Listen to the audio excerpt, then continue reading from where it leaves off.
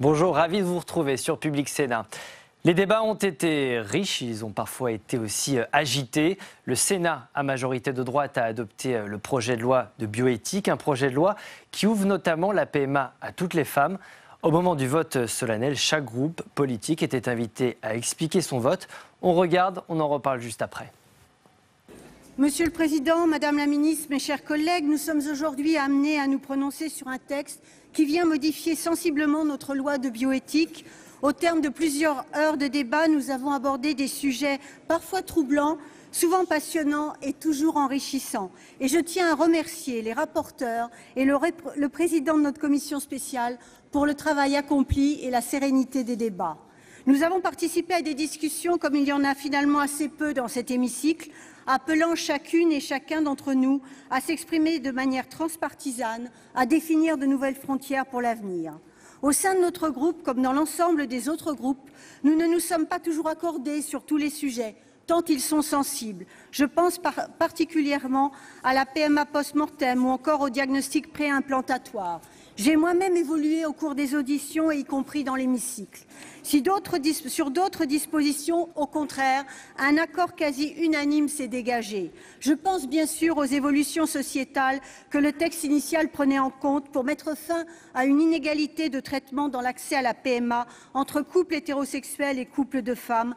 Comme je l'ai souligné lors de l'intervention générale, nous faisons partie de celles et ceux qui pensons que la PMA n'aurait pas dû figurer dans une loi de bioéthique, mais le gouvernement en a décidé autrement. Alors nous avons bataillé pour que ce droit soit effectivement reconnu pour toutes, pour les couples de femmes et les femmes seules, et ce, sans restriction conformément au texte initial. C'est une avancée essentielle qui reconnaît enfin qu'il n'existe pas une famille composée d'un papa, d'une maman et d'un bébé, mais des familles. Dans cet esprit, nous regrettons fortement que la commission spéciale approuvée en séance soit venue limiter le remboursement de l'acte aux seules demandes engagées sur la base d'un critère médical. Comment ne pas penser qu'il s'agit d'une concession aux anti-PMA qui ont fait le siège devant le Sénat, nous inondant de mails prédisant la décadence de notre société. Mes chers collègues, cette mesure ne peut souffrir de moitié d'égalité. Si le texte reste en l'état, la situation actuelle ne se trouvera modifiée qu'à la marge. Celles qui en ont les moyens continueront à avoir accès à l'AMP, comme elles l'avaient déjà à l'étranger jusqu'à présent, mais en toute légalité sur notre sol. Et les autres n'y auront toujours pas accès. Drôle de conception d'une mesure censée rétablir une inégalité. Comment ne pas nous indigner également de l'introduction d'une évaluation sociale et psychologique avant un recours à la PMA? C'est totalement méconnaître le parcours des couples hétérosexuels, lesbiens ou de femmes seules, candidates à la procréation médicalement assistée. C'est méconnaître le travail des équipes qui les suivent, les conseillent. Pourquoi une telle frilosité du Sénat, une attitude quelque peu punitive? Malgré tous ces obstacles, la majorité du Sénat a heureusement voté en faveur de la PMA, ce qui pour nous était fondamental. Permettez-moi toutefois de souligner des reculs lors de l'examen de ce texte et qui nous ont fait nous interroger sur la finalité de notre vote au groupe CRCE. Ainsi, concernant le droit de la filiation, contre l'avis du gouvernement et de manière absolument conservatrice, la majorité est revenue sur le principe d'une reconnaissance conjointe anticipée en privilégiant un processus d'adoption accéléré pour la deuxième mère, ce qui ne va rien changer ou presque à l'existant. Et pourtant, pour nous, le texte initial n'allait déjà pas assez loin. Dans les deux cas, on voit très bien les résistances à l'œuvre en ne mettant pas sur un même pied d'égalité les parents hétérosexuels et les parents homosexuels.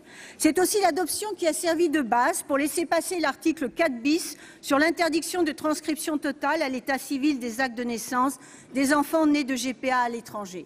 Même si j'en profite ici pour rappeler l'opposition de notre groupe à la GPA qui, contrairement à la PMA, marchandise le corps des femmes. Cela dit, les enfants n'ont pas à être victimes de leur mode de conception et la loi doit permettre à tous de leur apporter une sécurité juridique. À ce propos, je ne peux que me réjouir, en tant que parlementaire communiste, que toutes les familles politiques aient dénoncé cette marchandisation des corps. Il est édifiant de constater que cette unanimité ne s'appuie pas sur les mêmes approches idéologiques toutefois. Chez certains d'entre vous, mes chers collègues, il s'agit, comme chez les plus réactionnaires de nos concitoyens, de limiter la liberté de choix des femmes. preuve que le système patriarcal est toujours à l'œuvre et qu'il faudra encore de nombreux combats pour en débarrasser la société. Toutes ces dispositions nous ont amenés à aborder l'accès aux origines. Au fil des débats, alors que nous étions plutôt favorables au texte de la commission spéciale proposant de laisser libre choix aux donneurs de dévoiler leur identité aux 18 ans de l'enfant, nous avons finalement été convaincus par la version du gouvernement ouvrant l'accès aux origines pour tous les enfants conçus avec un tiers donneur. Il s'agit en effet d'abord d'une question d'égalité pour les enfants en question, sans parler de l'impact sur leur construction individuelle. Enfin, concernant la recherche, si certaines dispositions sont parfaitement autorisées à l'étranger, cela ne doit pas nous engager sur la piste du moins-disant éthique. Notre pays doit au contraire éclairer les autres nations avec son modèle bioéthique. Ainsi, l'utilisation des outils de modification ciblée du génome en recherche fondamentale ne doit pas être prise à la légère. Les dispositions proposées par l'article 17, que notre groupe a fait supprimer par voie d'amendement, mériteraient une discussion d'ampleur, tant les questions soulevées posent éthiquement problème. Mais je pense personnellement que le Sénat a parfois été un peu trop timoré sur certaines dispositions ayant trait à la recherche, brandissant le risque d'eugénisme en confondant l'innovation, avec les lignes rouges à ne pas franchir, et la recherche sur un projet médical. Ainsi, du diagnostic préimplantatoire, où il me semble qu'on a oublié le cadre étudié, l'infertilité des couples, avec une réalité objective, à savoir que de nombreux embryons implantés ne vont pas jusqu'au bout. De ce point de vue, l'audition du professeur Friedman a été déterminante pour moi. En conclusion, ce texte porte en lui toute une vision de la société et du sens que l'on veut donner à l'évolution de l'espèce humaine sur notre planète. La navette va se poursuivre et elle va contribuer, pour une fois, de mon point de vue, à corriger bon nombre de reculs que j'ai dénoncés ici rapidement. Nous voterons donc en faveur de ce projet de loi en restant très vigilants. À nous de continuer à réfléchir sans a priori sur le monde de demain, tel que nous contribuons à le dessiner pour espérer le rendre meilleur en nous affranchissant des maux qui caractérisent notre société moderne et capitaliste. Il s'agit au fond de prendre de la hauteur sur ces enjeux scientifiques et sociétaux, mes chers collègues, pour avoir une approche qui ne soit ni déshumanisante ni discriminante. C'est ainsi que nous serons une société éthique. Je vous remercie, mais j'ai vraiment préféré le débat qui a eu lieu sur la loi de bioéthique, qui était respectueux, qui était à l'écoute de chacune et de chacun, quelles que soient les prises de position. Merci, mes chers collègues. Donnez la parole à notre collègue Daniel Chassaing pour le groupe Les Indépendants. Il a 7 minutes. Je demande à chacun de faire silence pour écouter les orateurs. Merci beaucoup. Monsieur le Président, Madame le Ministre, Monsieur le Président de la Commission spéciale, Mesdames et Messieurs les rapporteurs, chers collègues, les débats sur la bioéthique amènent souvent autant de questions que de réponses aux problèmes qui surgissent de la science. Nous révisons ces lois régulièrement, à un rythme qui d'ailleurs s'accélère, pour s'ajuster aux avancées de la médecine, de l'intelligence artificielle et de la science en général. Le groupe Les Indépendants tient à saluer le travail des rapporteurs, du président de la Commission et de la Commission. Nous souhaitons aussi féliciter l'ensemble de nos collègues pour la qualité des échanges que nous avons eus. Nos positions étaient diverses, mais nous avons su nous écouter les uns les autres et maintenir le débat à hauteur des enjeux. Nous avons ainsi pu garder au cœur de nos débats la bienfaisance que l'on retrouve dans l'injonction d'Hippocrate d'abord, ne pas nuire. Nous avons aussi été attentifs au respect de la dignité de la personne humaine, comme le prévoyaient déjà les lois de 1994. C'est la raison des amendements ou suppressions d'articles votés par le Sénat. Par ailleurs, même s'il n'y a pas d'eugénisme et si la GPA ne figure pas dans le texte, l'examen a soulevé de nombreux sujets de grande importance. Je n'en citerai quelques-uns. D'abord, l'article 1er, qui est le principal, a été voté et a été amendé. La PMA est autorisée donc pour les couples de femmes et les femmes seules. Plusieurs de ces modalités ont été modifiées. Le financement de cet acte, d'abord, notre Assemblée a souhaité limiter le remboursement de la PMA par la Sécurité sociale aux seuls couples hétérosexuels infertiles. Avant la réalisation de cette PMA, le Sénat a aussi souhaité la mise en place d'une évaluation psychologique. Si le Conseil national de bioéthique s'est montré favorable à cette loi, l'Académie de médecine et le Conseil de l'ordre se sont interrogés sur les effets de l'absence de père sur l'enfant sans s'opposer à la PMA. Quant à la précarité d'une femme seule qui recourrait à la PMA, il faut indiquer que la PMA ne sera pas toujours acceptée par l'équipe médicale et de plus, il s'agit d'une monoparentalité choisie et non subie. Le Sénat a également exclu les PMA post-mortelles. À titre personnel, j'étais favorable à cette rédaction de l'article 1er. D'autre part, les débats ont été l'occasion d'entériner qu'il n'existe pas de droit à l'enfant. Le Sénat a aussi supprimé la possibilité de réaliser un diagnostic préimplantatoire. Il s'agissait simplement, dans cet article de la Commission, de rechercher des anomalies chromosomiques afin d'éviter des fausses couches dans le cadre de la PMA et non d'eugénisme. Quant aux centres habilités à la PMA, notre Assemblée en a exclu les centres privés à but lucratif.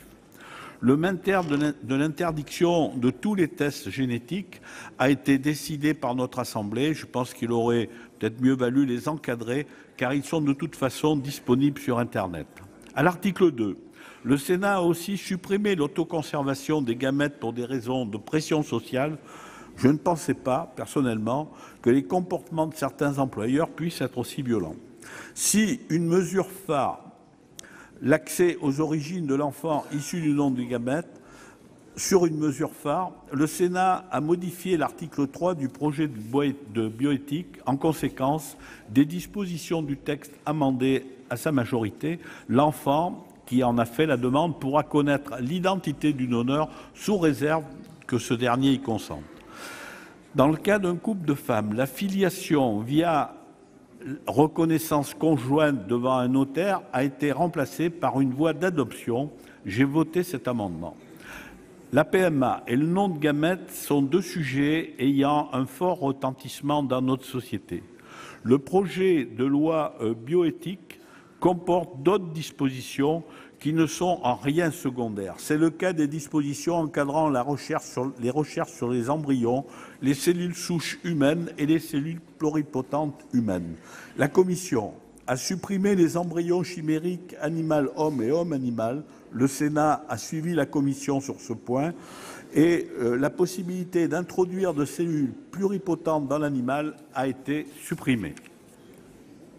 Le Sénat a fait le choix d'autoriser à titre dérogatoire les recherches sur les embryons jusqu'à leur 21e jour de développement in vitro.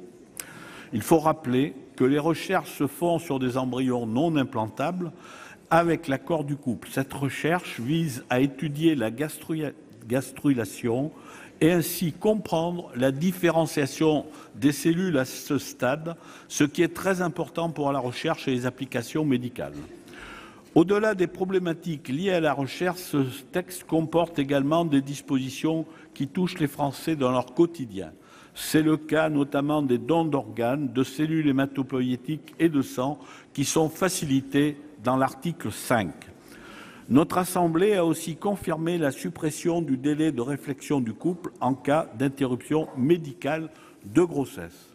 D'autre part, si ce projet de loi n'a jamais comporté de disposition autorisant la GPA, le Sénat a fait le choix d'ajouter un nouvel article afin d'interdire la transcription d'actes étrangers mentionnant un ou des parents d'intention dans les registres de l'état civil. J'ai voté cet amendement. Ce projet de loi ne peut être résumé à ces mesures et bien d'autres sujets y ont été abordés. Nous avons vu au cours des débats que toutes ces questions dépassent les clivages politiques actuels. Appliquer la loi de bioéthique tout en permettant les avancées sociétales et de recherche médicale. Chacun votera conformément à ses valeurs et à ses idées, mais aussi à ses croyances. À titre personnel, je suis globalement favorable aux évolutions apportées par le projet de loi, même si je regrette certaines suppressions. J'ai bien conscience de ne pas représenter la diversité des opinions de mon groupe. Nous sommes les indépendants et sur ce sujet, encore plus que tout autre, chacun d'entre nous dispose d'une totale liberté de vote. Je vous remercie. Merci, mon cher collègue. La parole est à notre collègue Jean-Marie Mison pour le groupe de l'Union centriste.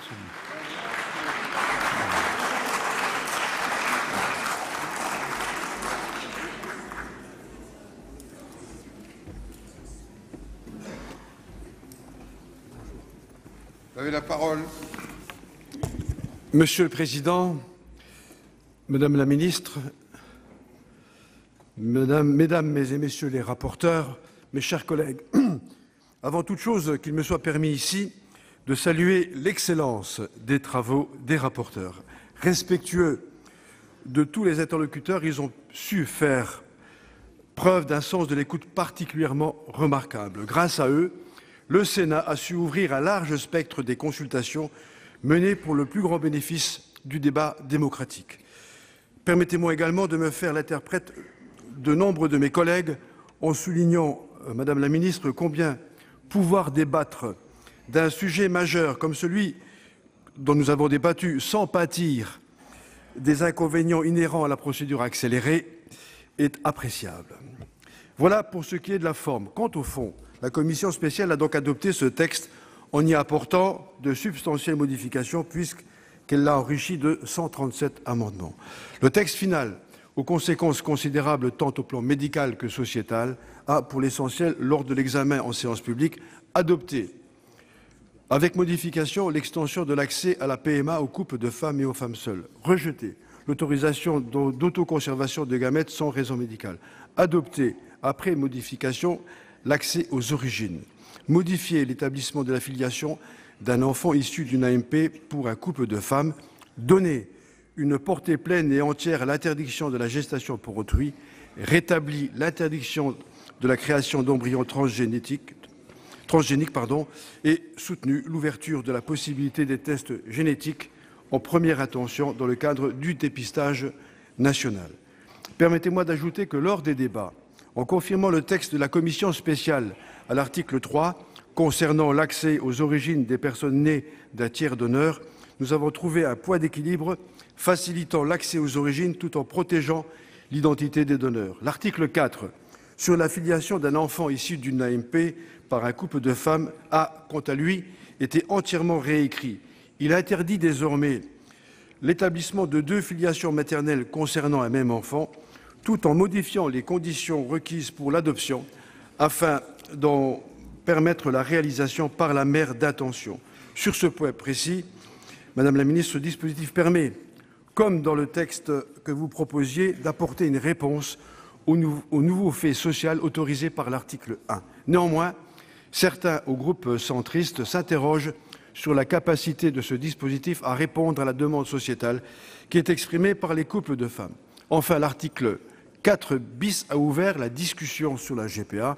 Le gouvernement, opposé à la suppression de cet article, a montré qu'il partageait notre préoccupation. Cependant, plusieurs de mes collègues ne jugent pas le texte satisfaisant dans la mesure où il traite simplement de mesures juridiques et administratives relatives à l'état civil, ce qui n'est donc pas susceptible d'empêcher les couples d'y avoir recours. Pour poursuivre, c'est avec l'avis favorable, sinon le soutien du gouvernement, que le Sénat a supprimé l'ouverture des tests génétiques pour tous, les tests génétiques à visée généalogique ou encore les diagnostics préimplantatoires avec recherche d'aneuploïdie. L'adoption de l'article 14 permet à la recherche sur les cellules embryonnaires de répondre à un régime de déclaration et porte par ailleurs la durée possible de la recherche sur l'embryon de 7 à 14 jours et par dérogation à 21 jours. En outre, la suppression de l'article 17 qui posait le principe de l'interdiction de création d'embryons chimériques humains tout en ouvrant la création de chimères par adjonction de cellules souches pluripotentes humaines sous certaines conditions a été supprimée. Toutefois, les dispositions de cet article devant être considérées au regard de celles de l'article 4 qui n'ont pas été modifiées en conséquence, certains parmi mes collègues s'inquiètent de l'imprécision potentielle du cadre juridique relatif à la recherche sur les chimères tel qu'il ressort de nos travaux. C'est ainsi qu'à l'issue de nos travaux en première lecture à l'article 1, nous avons collectivement choisi de permettre l'extension de l'AMP tout en en précisant les conditions, interdit le double don de gamètes, paradoxalement, alors que l'AMP n'a toujours été autorisée qu'en cas d'infertilité ou d'un risque médical, l'interdiction du double don de gamètes cumulée à la suppression de ce critère aboutit au fait que la femme seule fertile pourra recourir à l'AMP, tandis que la femme stérile ne le pourra pas. C'est le choix que nous avons fait majoritairement, mais pas unanimement. De la même manière, la prise en charge par l'assurance maladie n'est désormais possible que dans le cas d'AMP fondées sur des indications médicales. Pour ce qui est de l'article 2, en supprimant l'autoconservation des gamètes sans raison médicale, nous avons voulu protéger les femmes d'éventuelles pressions de leurs employeurs. Enfin, le diagnostic préimplantatoire avec type HLA, ouvert depuis 2004, a été confirmé. Ainsi, comme vous pouvez le constater, mes chers collègues, les discussions ont été sérieuses et approfondies, et les sénateurs du groupe centriste demeurent partagés sur le texte issu de cette première lecture. Pour ma part, et les amendements que j'ai déposés en témoignent, je suis et reste un opposant à la PMA, notamment parce qu'elle est l'antichambre de la GPA. Soyez rassurés, mes chers collègues, que je ne suis en rien réfractaire à la marche du progrès. Et sachez que j'entends, Madame la Ministre, vos arguments. L'une de vos phrases m'a d'ailleurs fortement marqué. Le 21 janvier, vous disiez ici même « Nos choix reflèteront nécessairement un certain état de la science, des mentalités et de l'éthique. Ils résulteront de la confrontation entre le possible et le souhaitable, entre des parcours individuels parfois douloureux et des conséquences collectives. C'est au Parlement, je vous cite toujours, et nulle part ailleurs que ces choix doivent être faits, car nous les ferons ensemble. » Permettez-moi de vous dire, Madame la Ministre, sans animosité aucune, que vous les ferez sans moi, car votre conception de la filiation n'est pas et ne sera jamais la mienne, tant elle va à l'encontre des principes fondamentaux qui s'attachent à la dignité humaine. Les enfants naissent d'êtres humains et doivent rester des êtres humains avec leur beauté et leurs imperfections. Je vous remercie. Merci. Merci, mon cher collègue. La parole est à notre collègue Muriel Jourda pour le groupe Les Républicains. Vous avez la parole. Monsieur le Président, Madame la Ministre, Monsieur le Président de la Commission spéciale, mes chers collègues, après avoir rapporté devant vous une partie du projet de loi bioéthique, eh bien, il me revient d'exprimer le vote du groupe Les Républicains sur le texte issu du Sénat. Ce vote ne sera pas unanime. Je vois que ce n'est pas une surprise. Ce vote ne sera pas unanime, peut-être parce que certains, même si ce n'est pas mon cas, estiment qu'on a à tort associé dans ce projet une décision sociétale qui est l'extension de l'assistance médicale à la procréation aux femmes seules et aux couples de femmes, à des questions qui, elles, relèvent véritablement de la bioéthique. Ce vote ne sera pas unanime peut-être aussi pour reprendre les propos du président Milon à l'issue des débats la semaine dernière, parce que chacun avait en tête son texte idéal et qu'aucun ne se retrouvera dans le texte qui est issu de nos travaux. Pour autant, il me semble que nous pouvons dégager quelques lignes directrices du texte qui a été voté. La première ligne directrice est, me semble-t-il, que nous n'avons rien cédé au militantisme et que nous avons tout fondé sur la cohérence juridique. Nous avons rappelé que la sécurité sociale n'est pas là pour rembourser des actes médicaux, mais bien des actes en lien avec les risques et les conséquences de la maladie. C'est le premier point. Nous avons également rappelé que l'égalité des familles tient plus à l'égalité des droits et des obligations entre les parents et les enfants qu'à l'identité des modes de filiation. Et c'est pour ça que dans les couples de femmes, eh bien, les mères auront les mêmes droits et obligations à l'égard des enfants, mais elles n'auront pas le même mode d'établissement de leur filiation. Celle qui a accouché sera la mère et l'autre deviendra mère en adoptant l'enfant. Et ça, c'est le second point sur lequel nous avons fait preuve de cohérence juridique. Et enfin, nous avons rappelé que pour que l'interdiction de la gestation pour autrui, qui existe en France, soit effective, il ne fallait pas que l'on puisse transcrire l'intégralité des actes d'état civil qui sont établis à l'étranger à l'issue des GPA qui sont faites à l'étranger. La deuxième ligne directrice, me semble-t-il, que nous pouvons retrouver dans ce projet est indiquée par les choix éthiques que nous avons faits et qui établissent les limites que la condition humaine doit fixer à la science. Nous avons supprimé le dépistage préimplantatoire sur les embryons des anomalies chromosomiques. Nous avons limité et maintenu les limites du diagnostic préconceptionnel. Nous avons interdit les modifications génétiques et également l'introduction des cellules humaines dans un embryon animal, c'est-à-dire que nous avons interdit les embryons transgéniques et les embryons chimériques. Et là-dessus, me semble-t-il, nous avons fait un vrai travail de bioéthique qui a permis de fixer les lignes rouges que nous ne souhaitons pas voir dépassées. Ensuite, et la troisième ligne directrice de ces débats est, me semble-t-il, la liberté. La liberté de vote, bien sûr, mais d'abord la liberté de parole. Nous nous sommes exprimés très librement dans cet hémicycle. Nous en avons eu largement le temps, si je puis dire, car il est vrai que dans une sagesse collective, nous avions déposé un nombre modéré d'amendements et nous avons pu nous exprimer très longuement sur chaque article. Un vrai débat s'est installé, un vrai débat s'est instauré où nous avons pu faire part de nos positions, souvent opposées, mais parfois de nos doutes aussi, sur ces textes qui étaient tous délicats à envisager. Et cette liberté de parole, elle s'est exercée tout au long des débats et je rajouterai que, quelle que soit l'issue du texte aujourd'hui que nous allons voter, eh bien, elle s'exercera aussi lorsque ce texte reviendra, quoi qu'il arrive, en deuxième lecture devant nous. Et la liberté, ça a été aussi la liberté de vote qui s'est exercée tout au long de ces débats. Au sein du groupe LR, nous avons un vote assez contrasté sur l'extension de l'assistance médicale à la procréation, même si la majorité du groupe y a été opposée. Mais cette liberté de vote, elle a existé, elle est importante, parce que la liberté de vote, c'est en réalité le signe de la cohésion. C'est le signe de la cohésion parce que la liberté de vote, c'est l'émanation du respect que nous avons pour l'opinion les uns des autres. Et c'est pour cela que le groupe des Républicains s'exprimera et exprimera son vote dans la cohésion comme dans la liberté. Je vous remercie. Très bien.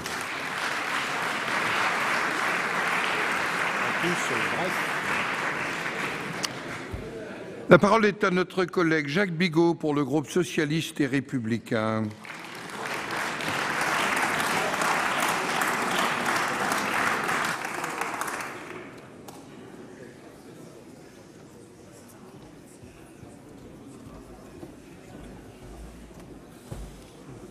Vous avez la parole. Merci, Monsieur le Président, de me passer la parole et je vous prie de m'excuser, mais ne plus avoir de voix quand on doit essayer d'expliquer quelles sont les voix qui vont être portées sur un texte par son groupe, c'est un peu compliqué. Donc je vais essayer d'être aussi clair que possible dans le fond et un peu moins sans doute dans la forme. Les lois bioéthiques, mes chers collègues, Madame la Ministre, les lois bioéthiques, elles sont là régulièrement pour nous interpeller sur la manière dont la société doit admettre les progrès que la science, la biologie, la médecine font, avec les dangers que cela apparaît pour certains, ou avec les espoirs que cela peut donner. C'est la raison pour laquelle les débats ont été importants, comme l'a dit Muriel Jourda un instant, ou Laurence Cohen, ils ont été intenses, ils ont fait part de nos diversités, de nos interrogations chacun, et dans chaque groupe, il y a bien évidemment dès le départ, une liberté de vote sur ces questions qui interpellent sur la conscience et aussi sur ce que nous pensons de ce que d'attendre, nous, nos concitoyens. À cet égard, je voudrais remercier la Commission spéciale, Monsieur le Président, les rapporteurs, de la qualité du travail que nous avons eu, avec le regret que les travaux de la Commission n'aient pas été suivis dans l'hémicycle, mais c'est ça aussi le débat, et nous le savions. Débats qui sont à ce point essentiels que la Convention d'Oviedo, qui a été si souvent citée, la Convention émanant du Conseil de l'Europe, la seule et rare sur ce point, insiste en son article 28 sur la nécessité du débat public. Les parties à la présente Convention veillent à ce que les questions fondamentales posées par les développements de la biologie et de la médecine fassent l'objet d'un débat public approprié à la lumière, en particulier des implications médicales, sociales, économiques, éthiques et juridiques pertinentes, et que leur possible application fasse l'objet de consultations appropriées. C'est la raison pour laquelle il y a un Conseil consultatif national d'éthique. C'est la raison pour laquelle il y a eu les États généraux de la bioéthique. Et très naturellement, la Commission et ses rapporteurs ont essayé de tenir compte de ces débats dans la place publique. Et moi, je peux vous dire, émanant de Strasbourg, que depuis plus de 10 ans, le professeur Israël Nizan organise, avec les soutiens de la ville et de l'Eurométropole, des débats de bioéthique qui passionnent les gens et qui concernent aussi bien la fin de vie. Aujourd'hui, ces débats commencent sur la notion « quel être humain pour demain ?» Ce sont des questions permanentes. Et c'est au vu de ces questions que nous devons faire évoluer et réviser nos lois.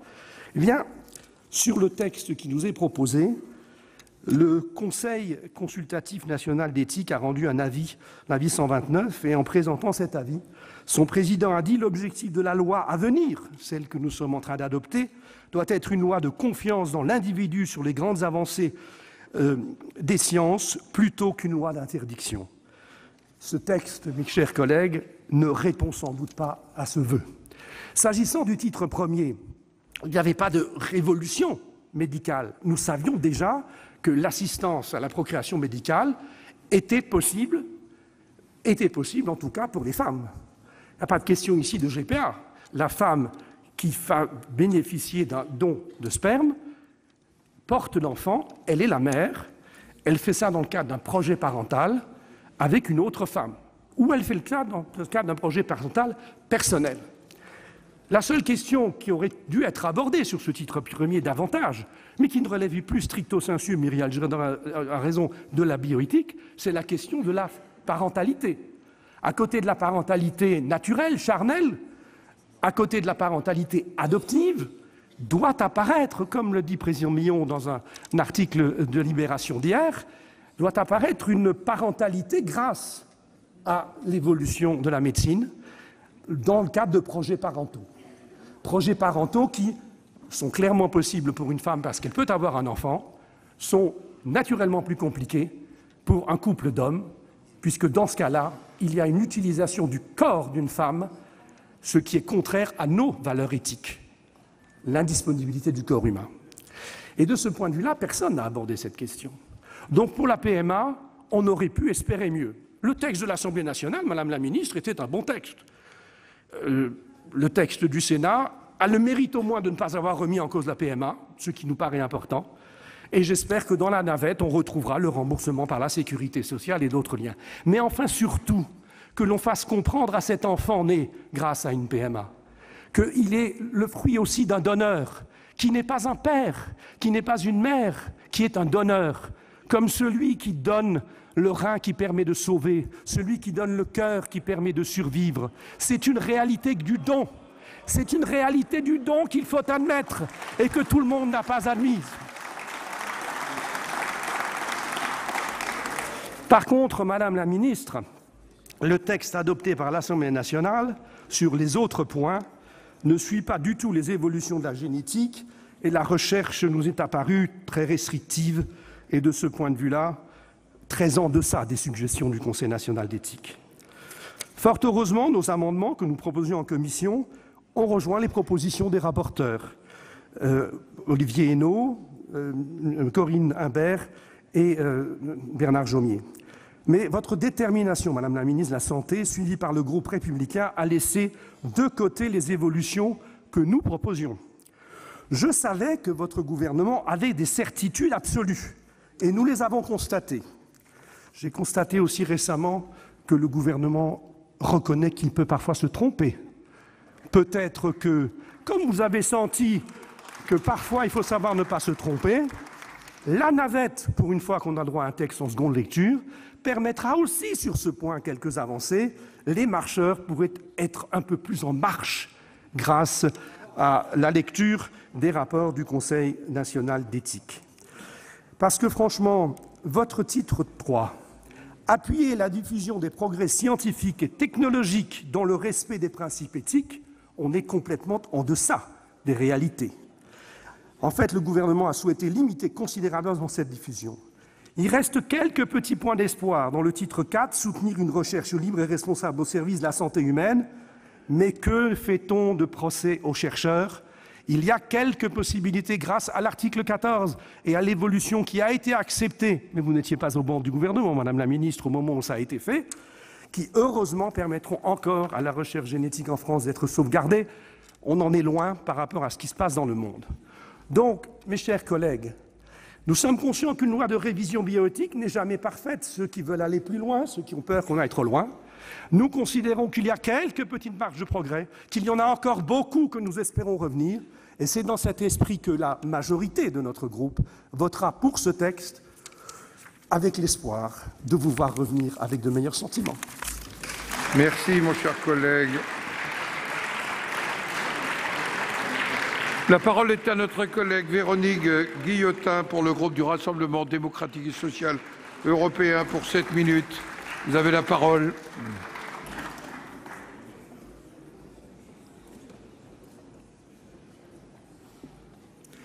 Monsieur le Président, Mesdames les ministres, Monsieur le Président de la Commission, Mesdames et Messieurs les rapporteurs, chers collègues, nous voici réunis pour clore en première lecture ce texte si particulier qui aura vu émerger des débats, ça a été dit, d'une grande intensité, où le respect a cependant toujours prévalu.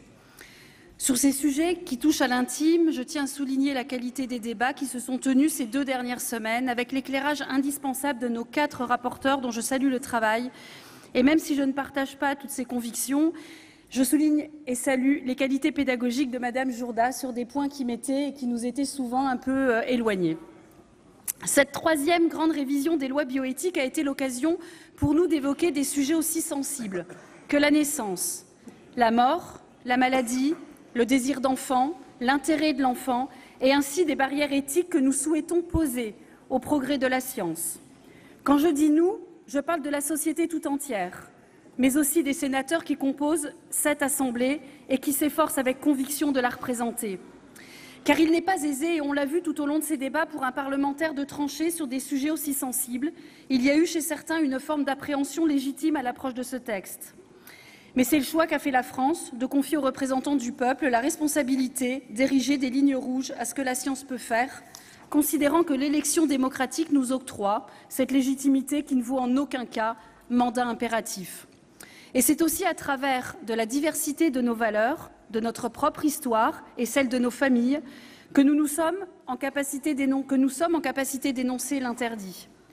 C'est porté par cette complexité que nous nous sommes astreints à légiférer en gardant toujours à l'esprit l'intérêt général, ce que nous comprenons de la société et ce qu'elle souhaite pour son avenir. Pour ma part et pour la majorité de mon groupe, j'ai l'intime conviction que la société est prête à accueillir en son sein des familles fondées non pas sur la seule approche biologique, mais sur une approche affective de la parentalité dans toute sa diversité. Ma propre éthique m'a poussée tout au long de ces débats à toujours défendre la capacité des femmes à décider de ce qui est bon pour elles, pour leur enfant, à naître, à respecter leur désir de parentalité et leur résistance aux différentes pressions sociales qui s'exercent. Ainsi, j'ai 2 grands regrets de cette première lecture. Pour que la procréation médicalement assistée soit un droit réel pour toutes les femmes, il est indispensable que le remboursement ne soit pas restreint aux seules demandes fondées sur une pathologie médicalement prouvée. D'une part, parce que l'on maintiendrait alors une rupture d'égalité, tout simplement entre celles qui peuvent payer et celles qui ne le peuvent pas.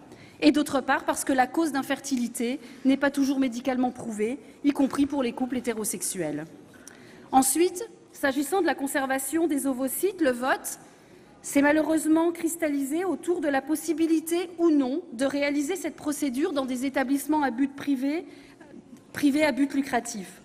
Notre groupe, le RDSE, a voté en majorité contre l'article 2, non pas par rejet de l'autoconservation ovocytaire pour lequel il était favorable, mais par rejet d'une procédure qui, si elle était effectuée dans les établissements à but lucratif, ferait craindre pour la majorité d'entre nous une forme de marchandisation qu'elle rejette.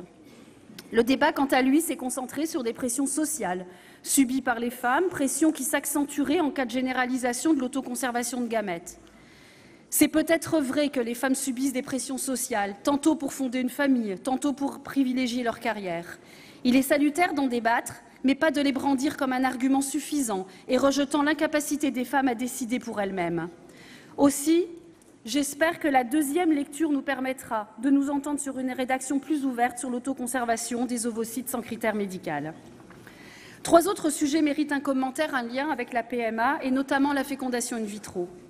D'une part, si les débats sur la PMA post-mortem ont été empreints de beaucoup de respect et de dignité, je suis favorable et je l'ai exprimé à son autorisation et ne peux donc pas me réjouir du vote très serré qui a conduit à son rejet. Il en est de même pour le double don de gamètes qui pouvait offrir une réponse aux couples doublement stériles et infertiles.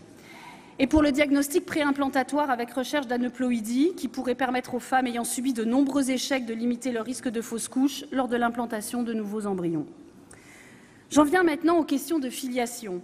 Si je suis farouchement opposée à l'article 4 bis introduit en commission qui pénalise l'enfant né d'une GPA à l'étranger en interdisant la transcription de son acte de naissance en droit français, je regrette également le choix fait par la majorité sénatoriale concernant l'établissement de la filiation dans le cas des PMA de couples de femmes. La rédaction initiale de l'article 4 semblait tout à fait satisfaisante en permettant la double filiation maternelle par déclaration anticipée de volonté, tandis que la filiation par adoption pour la mère d'intention ne me semble pas aller dans le sens du progrès. J'achèverai mon propos en saluant l'interdiction en séance des tests génétiques à visée commerciale. Des doutes demeurent, me semble-t-il, sur la fiabilité et la confidentialité de ces tests et des données. Et après des débats riches et argumentés, je reste convaincue que le recueil d'informations génétiques doit rester circoncis au milieu médical. En résumé, comme certains l'ont dit, symbolisé par des chimères politiques qu'un tel texte peut engendrer, car les clivages droite-gauche ne tiennent plus et les appareils de parti n'y ont plus leur place, ce texte ne satisfera globalement probablement personne. Si mon propos liminaire faisait l'éloge de nos débats, et ma revue des articles mentionnés de nombreux désaccords avec la majorité sénatoriale, ma conclusion fait la synthèse du rôle qui a été le nôtre ces 2 dernières semaines.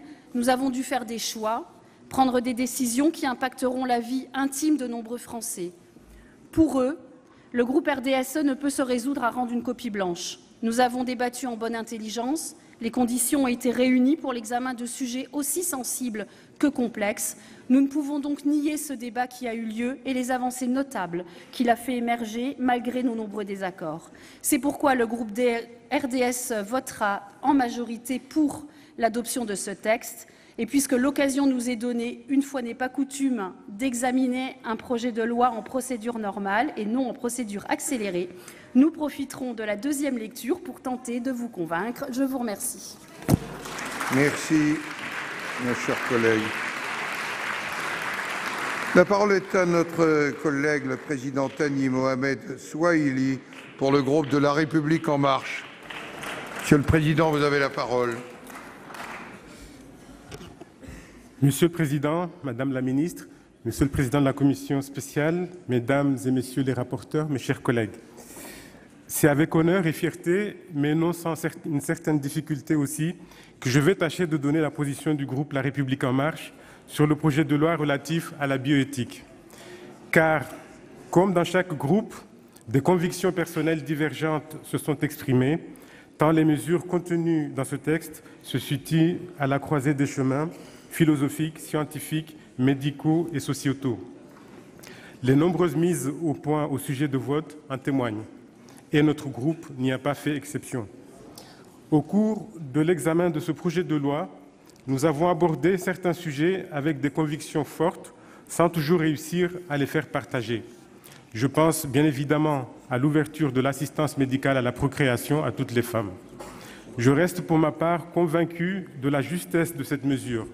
Les réticences des uns et des autres ne sont pas éthiques, mais culturelles, voire cultuelles. Je suis à ce titre déçu, oui déçu, que le Sénat ait ouvert un droit nouveau dont il a aussitôt restreint l'accès en réintroduisant le critère pathologique et en excluant, ce faisant, les femmes seules ou les couples lesbiens du remboursement par l'assurance maladie. Permettez-moi de rappeler qu'actuellement, 15% des couples hétérosexuels qui recourent à l'AMP ne présentent aucune infertilité médicalement constatée. Devra-t-on les exclure du recours à cette technique? Qu'en est-il également des couples qui, après avoir recouru à une AMP, ont un enfant naturellement? Avec le système que vous avez mis en place, seront-ils contraints de rembourser la sécurité sociale? Qu'est-ce qui empêchera les femmes de continuer à se rendre à l'étranger et de se faire rembourser en France, comme c'est déjà le cas? Vous voyez bien ici que cette exclusion ne tient pas à la démonstration et qu'elle cherche à induire une rupture d'égalité d'accès aux droits en distinguant celles qui auront les moyens des autres. Je le réaffirme à nouveau, l'extension de l'AMP à toutes les femmes n'opérera pas non plus de glissement irréversible vers la gestation pour autrui. L'Espagne et la Norvège n'ont pas autorisé la GPA. En revanche, l'Estonie et la Lituanie, qui l'ont permise, refusent l'AMP aux couples de femmes. Nous avons tous, à quelques rares exceptions près, pu rappeler notre opposition farouche à la GPA à l'occasion de ces débats, laquelle est interdite dans notre pays à tout le monde, et pu rappeler également notre préoccupation pour le sort des enfants qui en sont issus. Une telle précision dans ce débat m'est apparue inutile, tout comme celle visant à rappeler que nul n'a de droit à l'enfant.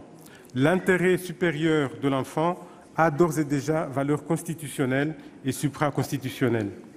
Où est cet intérêt lorsque l'on s'oppose à la transcription totale dans les actes d'état civil des actes de naissance de ceux nés à l'étranger à la suite d'une GPA? S'agissant de la levée de l'anonymat du donneur ou de la donneuse de gamètes, qu'on oublie trop souvent, à l'égard de l'enfant issu d'un don, il me paraît cruel et inégalitaire de laisser ce dernier dans l'incertitude jusqu'à sa majorité. Sortir de la tourmente à laquelle peut, je dis bien peut, exposer la quête de ses origines, c'est précisément ce que le texte cherchait à corriger. Enfin, je continue de croire que l'autoconservation des gamètes n'incitera pas les femmes à reporter leur grossesse.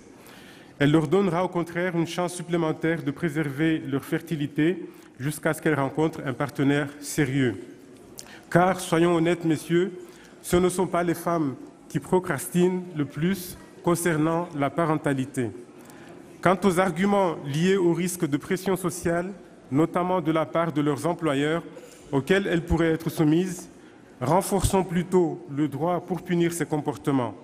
Cessons de traiter les femmes comme de petites choses fragiles qui auraient besoin d'être protégées de tous, y compris d'elles-mêmes, et laissons-les disposer enfin de leur corps.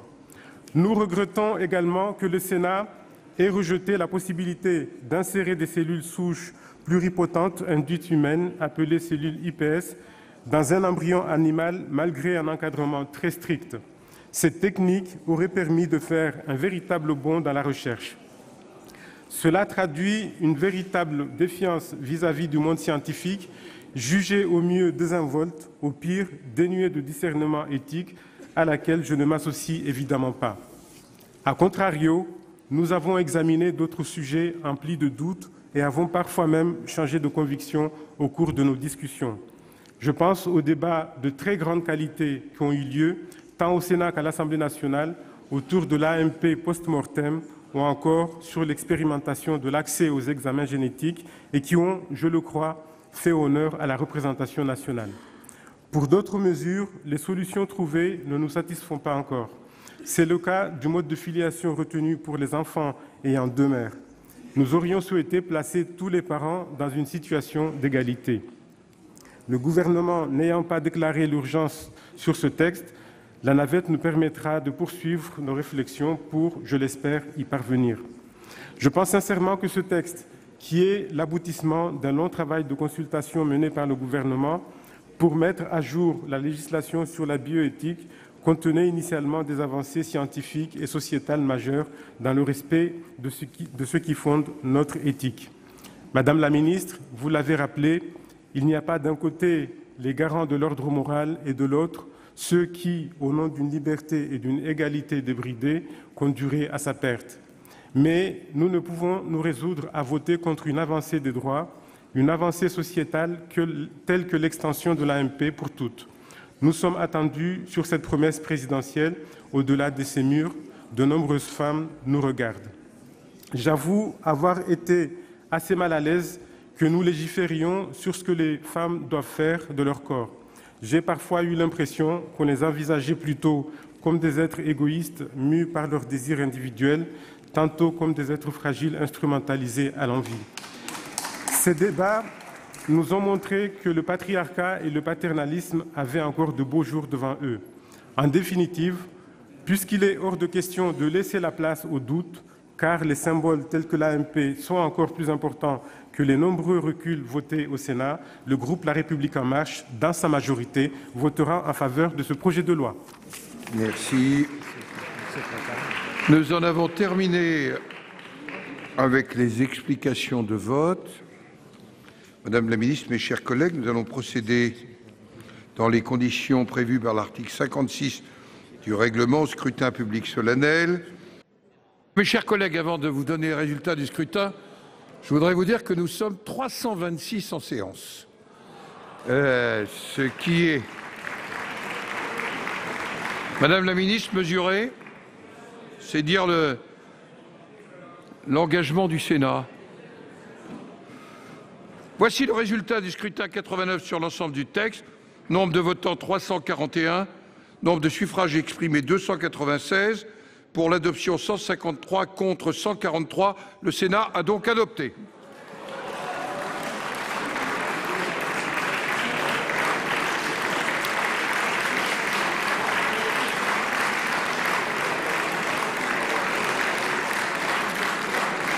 Madame la ministre.